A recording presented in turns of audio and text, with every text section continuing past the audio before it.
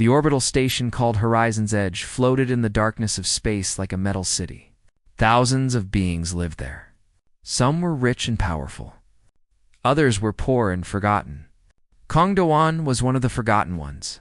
He was 34 years old, a human man with tired eyes and rough hands. Every day he pushed his cleaning cart through the lower decks of the station. These were the dark places where no important people ever came. The air smelled bad. The lights flickered. The walls were covered with rust and old stains. But this was his home, and he did his job without complaint. Do-han had no family. His parents had died when he was young. He had no wife, no children, no one waiting for him when he finished work. He lived in a tiny room with a small bed and a broken window that showed only the black emptiness of space. Most nights, he ate alone and went to sleep early. His life was simple and lonely, but he had accepted it long ago. One night, everything changed. He was cleaning Docking Bay 7. This was the oldest part of the station. Where broken ships came to be taken apart for metal, nobody used it much anymore. The only sounds were the hum of machines and the distant echo of his footsteps. Then he heard something else. A soft sound like a small animal crying. Do-an stopped. He listened carefully. The sound came again, weak and scared. He followed it past piles of old metal and broken engine parts. The sound led him to a corner where cargo containers were stacked against the wall. One container was marked with red letters that said "For Disposal." He opened it. Inside was a child.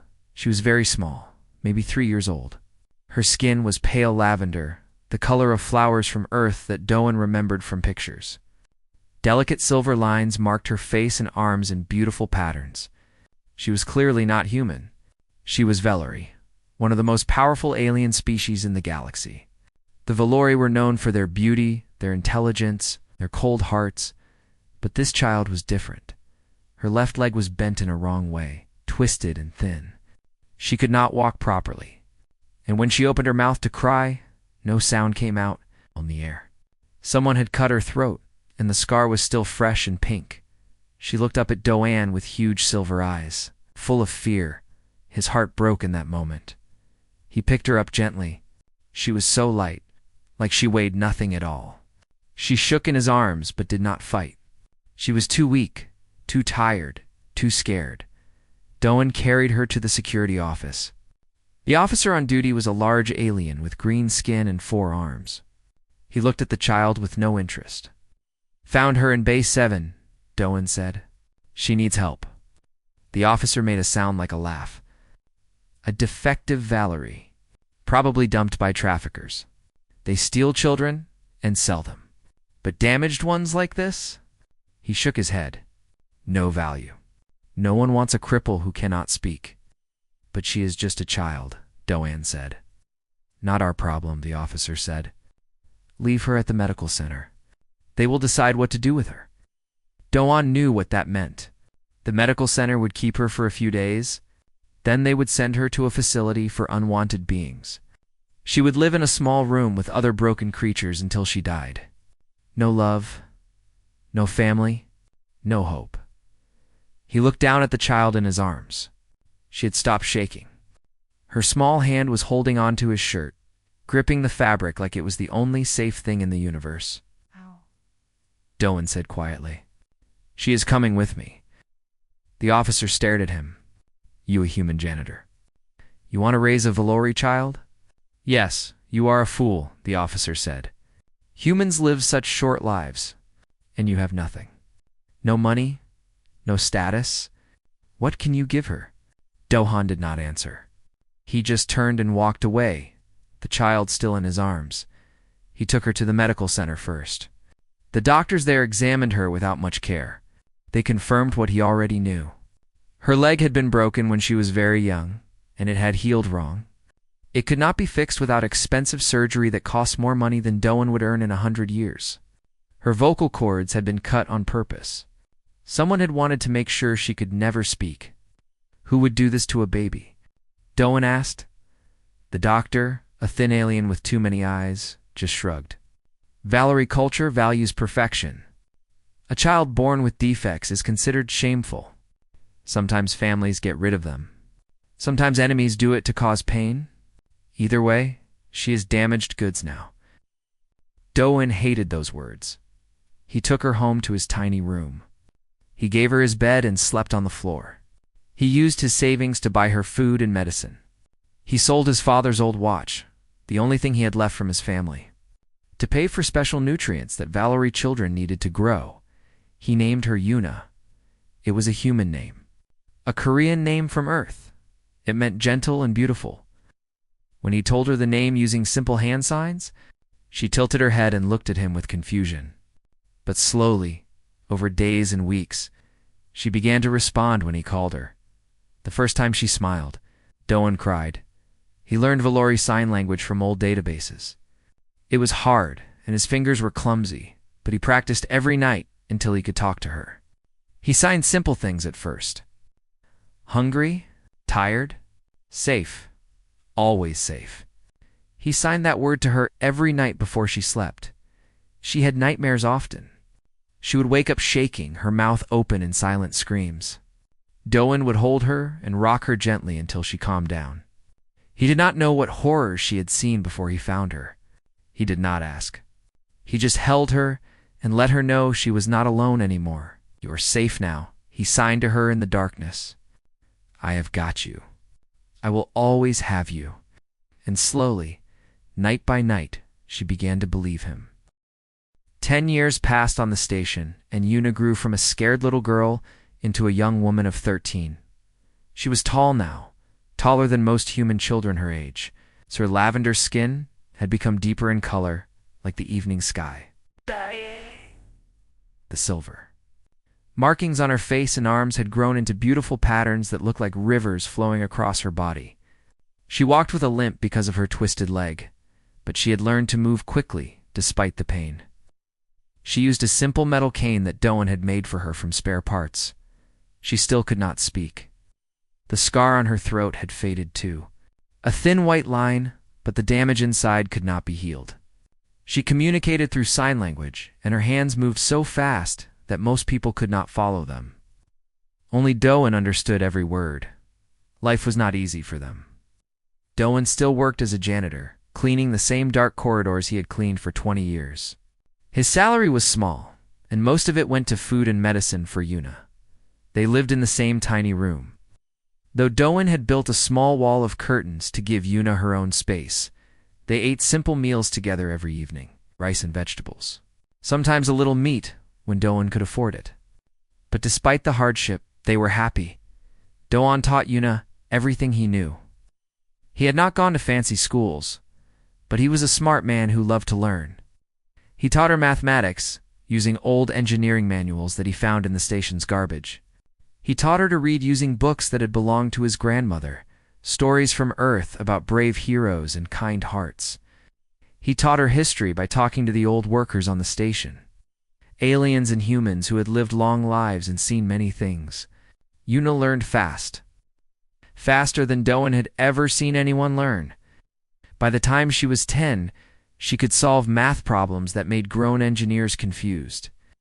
By 12, she was reading scientific papers about medicine and biology. She had a gift, a brilliant mind that seemed to understand everything it touched. But the galaxy did not see her gift. The galaxy only saw her broken leg and her silent throat. Other species on the station treated her with pity or disgust. The Valerie were the worst. When Valerie traders or diplomats passed through the station, they looked at Yuna like she was dirt on their shoes. In their culture, imperfection was a terrible shame. Valori child born with defects would normally be hidden away or killed. The fact that Yuna was alive, walking openly through the station, offended them. One day, when Yuna was 11, a Valerie merchant refused to sell her fruit. "I do not serve damaged creatures," the merchant said loudly, so everyone in the market could hear. "Go away, cripple. You are disgusting." Yuna stood frozen, her silver eyes filling with tears. She did not cry out because she could not. But her hands shook, and her cane nearly fell from her grip. Doan was there. He had been watching from nearby, and he moved forward with a speed that surprised everyone. He was not a big man, and humans were considered weak by most alien species. But in that moment, he looked dangerous. "She is not damaged," he said, his voice cold and hard. "She is perfect. And if you ever speak to my daughter like that again, I will make sure you regret it." The merchant laughed nervously. "You threaten me? A human janitor? You are nothing." Dahone did not look away. "I am her father, and there is nothing I would not do for her." Something in his eyes made the merchant step back.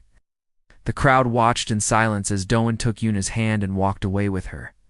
That night, Yuna cried in her bed behind the curtain wall. Doan sat beside her and held her hand.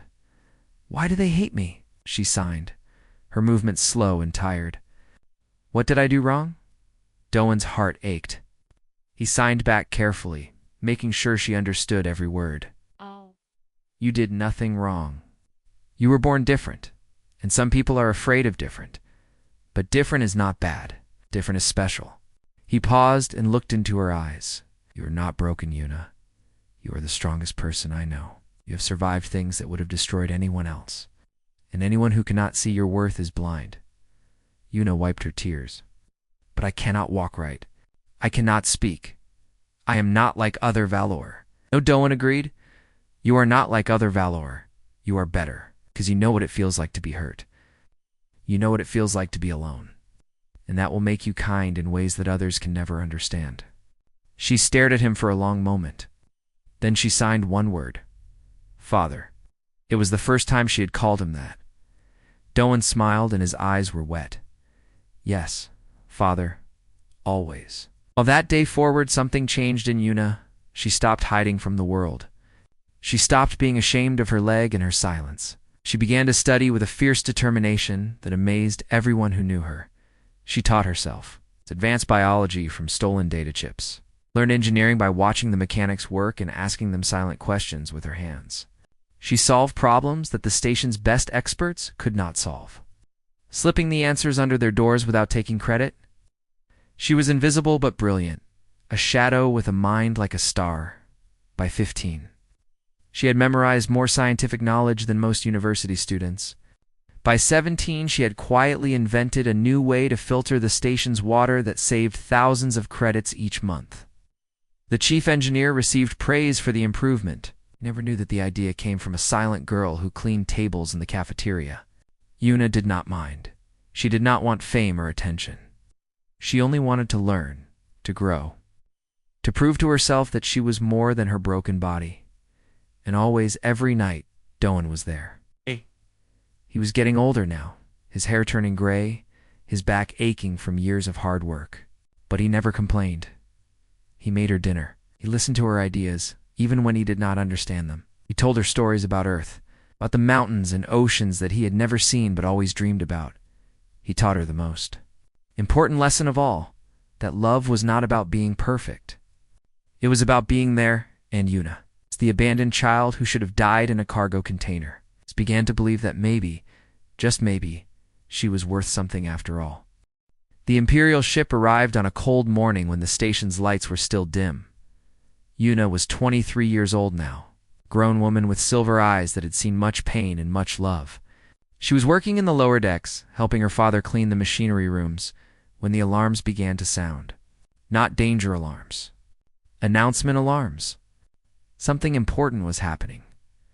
"What is it?" She signed to Doan. He listened to the speakers and his face went pale.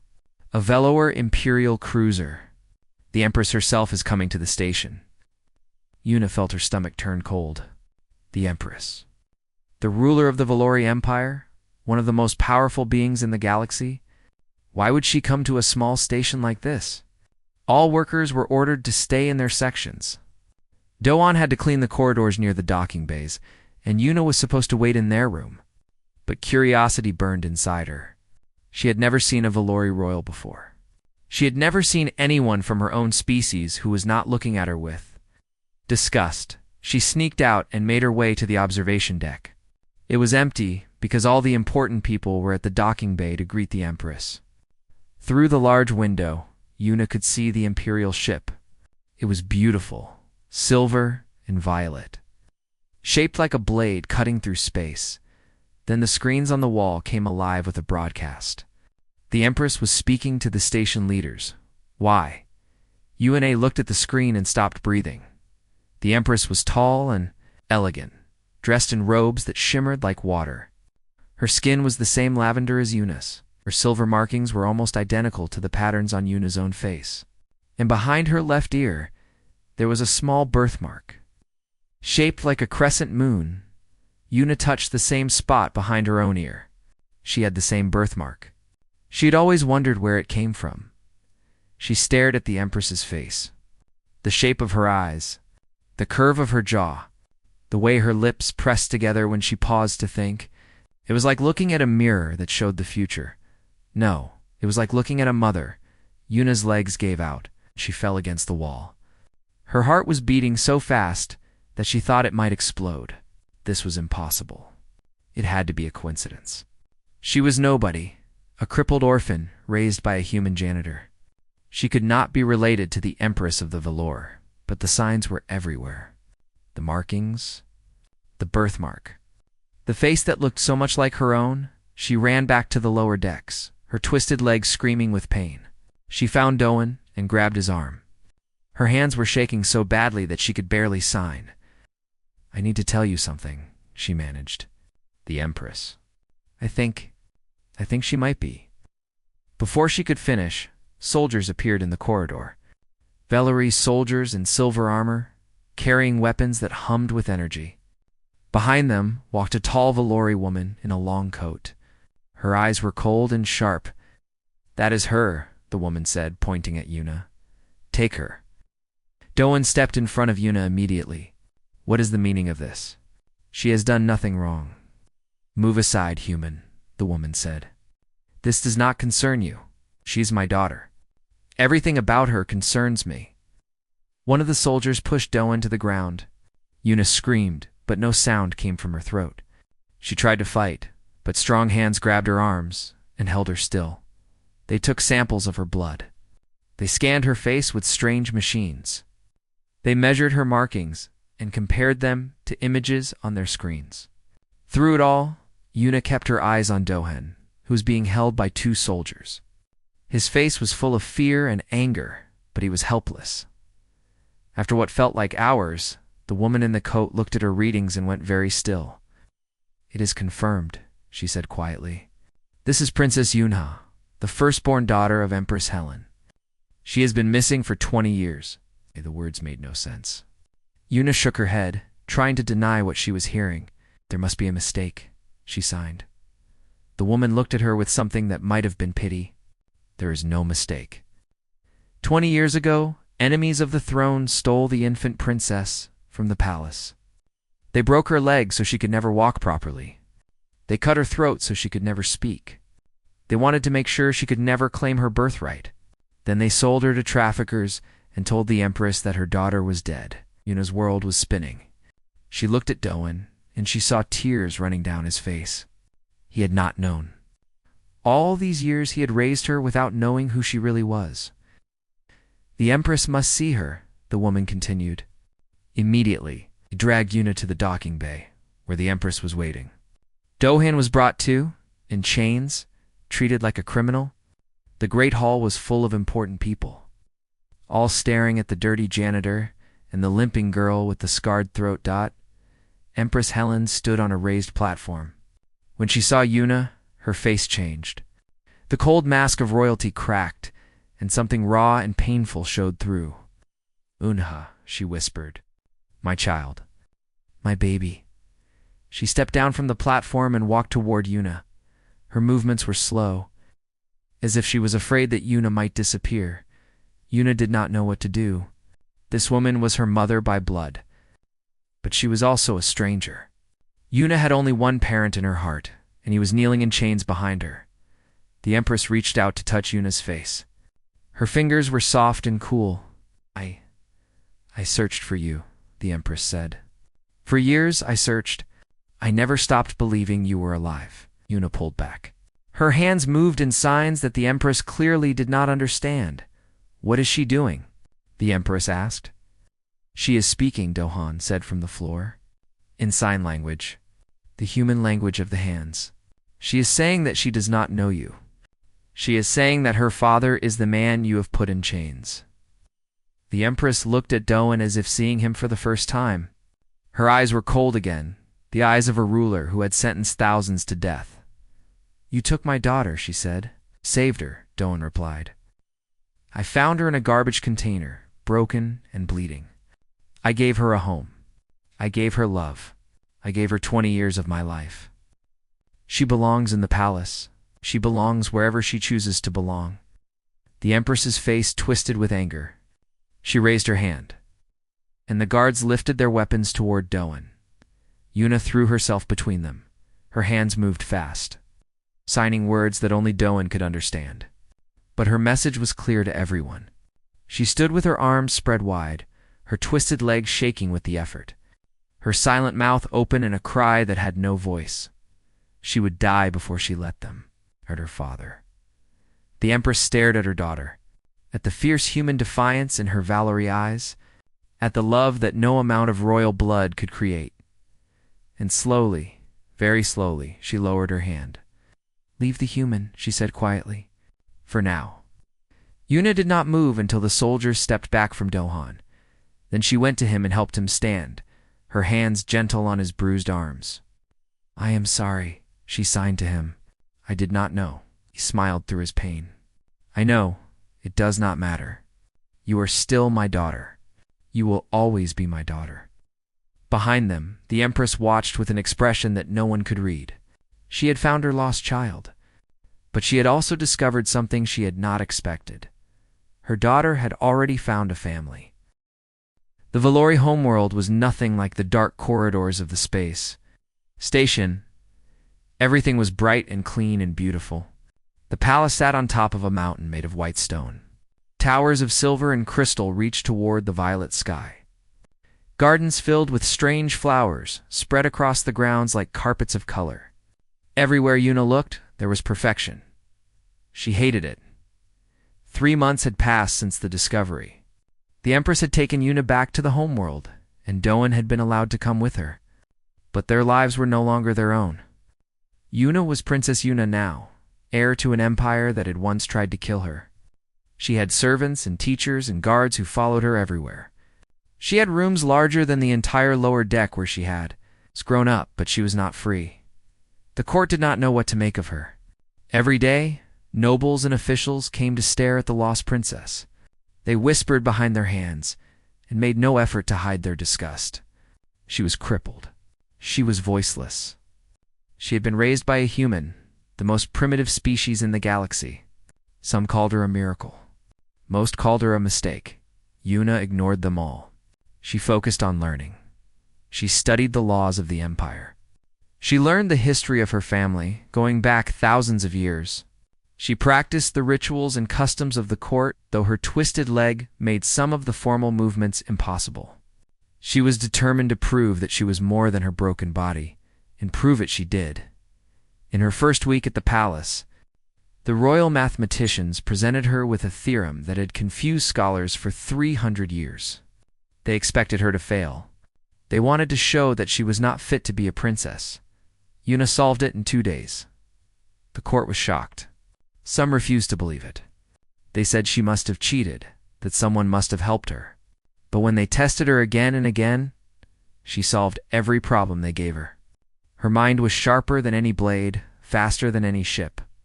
Word spread through the palace. The crippled princess was a genius, but not everyone was impressed. Some nobles saw her intelligence as a threat. They had spent years building power, while the throne had no heir. Now this broken girl had appeared to take everything from them. One night, an assassin came to her room. He was fast and silent, a shadow with a knife. Yuna woke to find him standing over her bed. For a moment, she was frozen with fear. Just like the scared child in the cargo container long ago, then she remembered who she was. Not a princess. Not an heir. A survivor. She grabbed the lamp from her bedside table and swung it at his face. He dodged, but she had already rolled off the bed. Her cane was by the door. She could not reach it. She could not run, but she could fight. Doan had taught her how to defend herself. Not with fancy martial arts, but with the dirty tricks of the lower decks. how to use whatever was nearby as a weapon, how to aim for the weak spots, how to survive when the enemy was stronger and faster. The assassin lunged at her with his knife. Yuna threw a pillow at his face to blind him for a moment. Then she grabbed a metal stylus from her desk and stabbed it into his arm. He screamed and dropped the knife. She kicked his knee with her good leg, and he fell. Before he could recover, she had the knife in her hand and pressed against his throat. Guards burst into the room seconds later. They found the princess standing over the assassin, breathing hard, her eyes wild but focused. She had one. The assassin confessed everything. He had been sent by a rival noble house, the same people who had stolen Yuna as a baby. They had thought she was dead. When she returned, they tried to finish what they had started. The Empress was furious. She ordered the guilty nobles arrested and executed. For the first time, she looked at her daughter with something other than sorrow and regret. She looked at her with respect. But Yuna did not care about the Empress's approval. She cared about only one thing. She found Doan in the small quarters he had been given at the edge of the palace. He was sitting by the window, looking out at the alien sky. He did not fit here.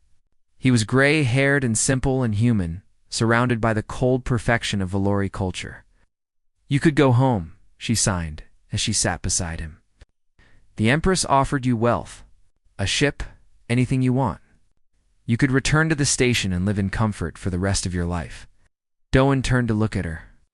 His eyes were the same as always, warm and kind and full of love. "I am already home," he signed back. "Home is wherever you are." Yuna felt tears running down her face. "I do not belong here, father. They look at me like I am a monster. They whisper about my leg and my throat. They think I am nothing but a broken toy that the Empress is too sentimental to throw away." Doan took her hands in his. His fingers were rough from years of hard work, but his touch was gentle. "Listen to me," he said. "You are not what they say. You never were. When I found you in that container, you were 3 years old, and you had already survived more pain than most people experience in a lifetime. You did not give up. You did not die. You fought to live." He squeezed her hands. "And now you are here. You are the heir to an empire. You have the chance to change things, to make sure that no other child is thrown away like you were. That is not nothing. That is everything." Yuna looked at him through her tears. "I am scared.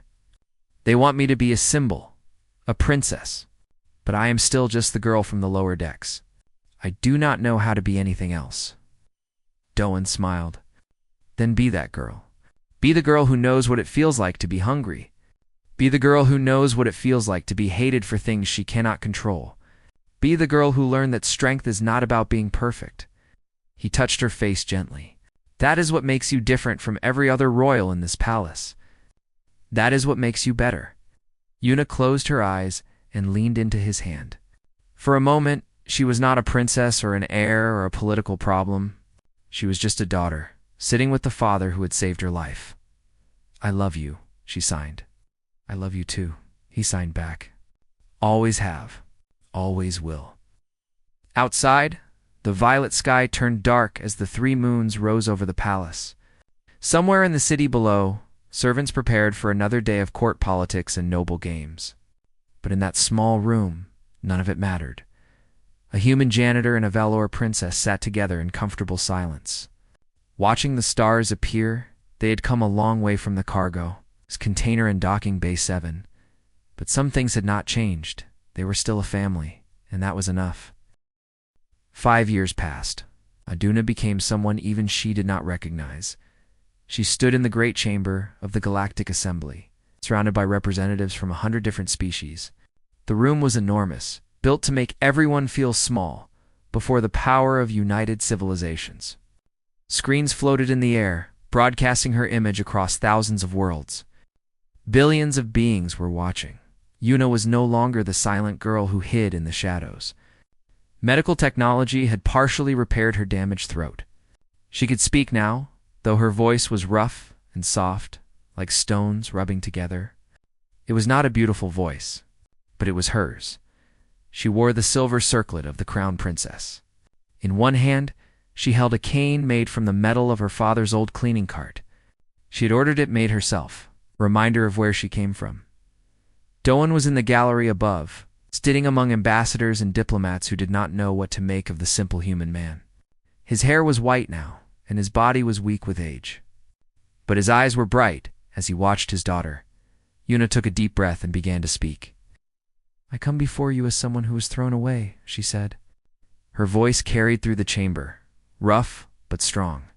"When I was an infant, powerful people decided that I was defective. My leg was broken. My voice was cut. I was sold to traffickers and left to die in a garbage container." The chamber was silent. Every eye was on her. "I survived because a human found me. A janitor. A man with no power, no wealth, no importance. He did not look at me and see a broken creature. He looked at me and saw a child who needed love." She paused and looked up at Doan in the gallery. He was crying, and he did not try to hide it. "For 20 years, he raised me. He taught me to read and write. He taught me mathematics and science. He held me when I had nightmares. He protected me when others called me a monster. He gave me something that all the wealth of the Velori Empire could not buy." Her voice cracked, but she continued. "It gave me worth. He taught me that my value is not in my blood or my body. My value is in my choices. My value is in how I treat others. My value is in refusing to give up." She turned to face the full assembly. "Humanity's young. Many of you look at them and see a primitive species, emotional, irrational, weak, but I have lived among them. I have learned what they call irrational." She lifted her chin. "They call it love. They call it hope. They call it refusing to abandon someone that the rest of the galaxy has already forgotten." Murmurs rippled through the chamber. Some of the representatives looked uncomfortable. Others looked curious. A few were nodding. "I am heir to the Velori Empire," Yuna continued. "One day, I will be Empress. And I stand before you today to announce changes that will reshape our society." She raised her cane. The metal gleaming under the lights. From this day forward, the Velori Empire will no longer abandon its disabled children. No infant will be thrown away because their body is imperfect. No child will be silenced because they are different. Every life has value. Every life deserves a chance. The Velori representatives in the chamber shifted uneasily. This was a direct challenge to thousands of years of their culture. "We will also change how we treat other species," Yuna said. "For too long, we have looked down on younger races. We have called them primitive and refused to see their strengths. But I have lived proof that humanity has something to teach us all." She pointed to Doan in the gallery. "That man saved my life. He raised me with kindness when my own people wanted me dead. He taught me that a society's strength is not measured by its wealth or its weapons. It is measured by how it treats its weakest members." Her voice grew stronger. "If that is primitive, then perhaps we need to be more primitive. If that is emotional, then we need more emotion. The galaxy does not need more coldness and perfection. The galaxy needs more people like Kang Doan, who see a broken child and choose to love her anyway." She stepped forward to the center of the chamber. "I am Princess Yuna of the Velori Empire. I am also Yuna, daughter of a janitor. And I am proud of both names equally." The chamber erupted. Some representatives shouted in protest. Others stood and applauded. The Velori delegation looked like they had swallowed something bitter. But many other species, the younger ones, the ones who had been dismissed as lesser, cheered with real joy. After the speech, there was a formal reception. Yuna shook hands and accepted compliments and answered questions until her voice gave out completely. When she finally escaped the crowd, she went straight to find Doan. He was waiting in a quiet garden outside the chamber. The stars were bright overhead, and strange alien flowers filled the air with sweet perfume. "You were wonderful," he signed when she approached. His hands were shaky with age, but the words were clear. Yuna sat beside him on a stone bench. She was exhausted, her leg aching, her throat raw. But she was also happy. "I meant every word," she signed back. "Everything I am is because of you." Doan shook his head. "No, everything you are is because of you. I just gave you a chance. You did the rest." They sat in silence for a while watching the stars. Father Yuna signed eventually. Do you ever regret it? Taking me in? Giving up so much of your life for a child who was not even your species? Doan laughed, a soft sound that turned into a cough. When he recovered, he looked at her with eyes full of love. Regret it? Yuna, finding you was the best thing that ever happened to me. I was a lonely old man, cleaning floors and waiting to die. You gave my life meaning. You gave me a daughter. He reached out and touched her face, just like he had done when she was small. I would do it all again. Every hard day, every hungry night, every moment of it. Because at the end, I gotta see you become this. He gestured at her crown, her cane, the chamber behind them. You are going to change the galaxy. And I gotta be your father? Yuna felt tears on her cheeks. She hugged him tightly, careful not to hurt his fragile body. Thank you, she whispered. Her rough voice cracked on the words. Thank you for saving me. Thank you for letting me, he whispered back. Kungdon lived another 12 years after that night. He saw Yuna become empress. He saw her change laws across the galaxy. He saw disabled children welcomed instead of abandoned. He saw humans respected instead of dismissed. He saw his daughter become a legend.